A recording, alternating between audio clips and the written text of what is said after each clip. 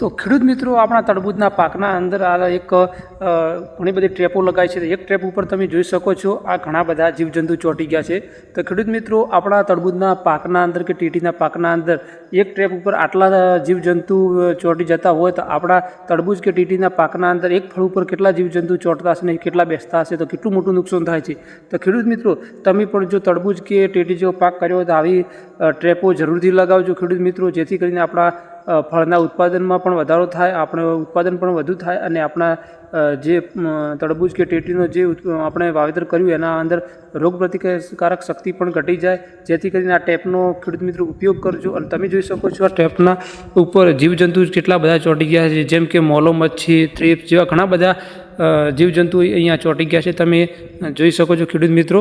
તો આટલું બધું જો એક ટ્રેપ ઉપર આટલા બધા ચોંટતા હોય છે તો તમે વિચારો કે આપણા એક તરબૂચના ફળ ઉપર કેટલું બધા જીવજંતુ બેસી શકે છે અને કેટલું મોટું નુકસાન લાવી શકે છે. ખેડૂત મિત્રો, જો વિડીયો સારો લાગ્યો હોય ને આવી અવનવી ટિપ્સ જોવા માટે અમારી જે આ આઈડી છે એને જલ્દીથી જલ્દી ફોલો કરી દો અને તમારા ખેડૂત મિત્રોને શેર કરી દો.